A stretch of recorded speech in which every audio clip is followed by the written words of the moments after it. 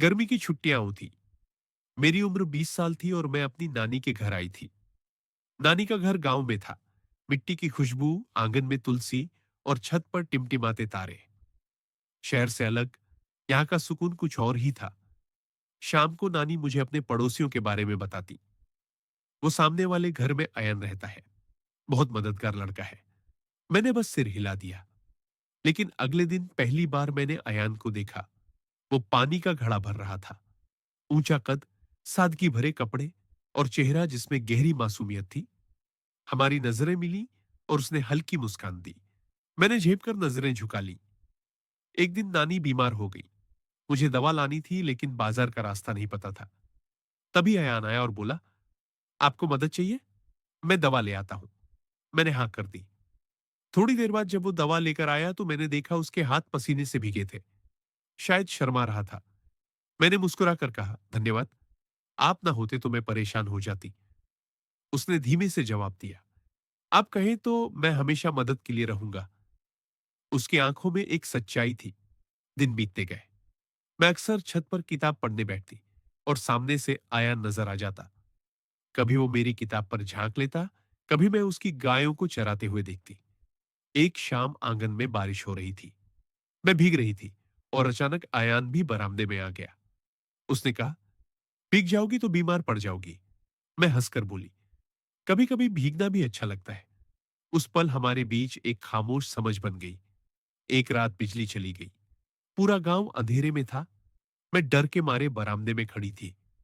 अचानक आयान आया और लालटीन लेकर बोला, डरिए मत, मैं हूं। उसके शब्दों ने मेरे दिल की धड़कन बढ़ा दी। मैं उसके पास बैठ गई। हमारी उंगलियां अनजाने में टकराईं और फिर उसी पल वो मेरे हाथ में उलझ गई। दिल की धड़कन इतनी तेज थी कि मुझे लगा वो भी सुन सकता है। उसने फुसफुसा कर कहा, आप चाहें तो मैं ये हाथ छोड़ दूं, लेकिन अगर आप नहीं चाहती तो मैं इसे हमेशा पकड़ कर रखूंगा। मैंने हाथ नहीं छोड़ा। अब हमारी मुलाकातें आम होने लगी। कभी वो मुझे आम तोड़कर देता, कभी मैं उसे किताब पढ़कर सुनाती। एक दिन वो बोला, आप शहर से आई है, मैं गांव का हूं। क्या कभी सोचा है कि हम जैसे लोग एक साथ? मैंने उसकी बात काट दी। दिल इंसान देखता है, जगह नहीं। उसकी आंखों में चमक आ गई। उसने मेरी ओर झुककर धीरे से कहा, तो क्या मैं आपके दिल के पास हूं? मेरे गाल लाल हो गए। मैंने बस मुस्कुराकर नजरें झुका ली। लेकिन मोहल्ले में बातें होने लगी। शहर की लड़की और गांव का लड़का दिन रात बातें करते रहते हैं। नानी ने भी एक दिन डांट दिया, लोग बातें बना रहे हैं, जरा संभल कर रहना। मैं चुप रही, पर दिल जानता था मैं आयान के बिना अब अधूरी हूं। लेकिन जिंदगी इतनी आसान कहाँ। एक दिन आयान खेत पर काम कर रहा था। अचानक बैलगाड़ी से टकराकर वो बुरी तरह घायल हो गया। जब खबर मिली तो मैं भागती हुई अस्पताल पहुंची। वो स्ट्रेचर पर था, कमजोर सांसें चल रही थी।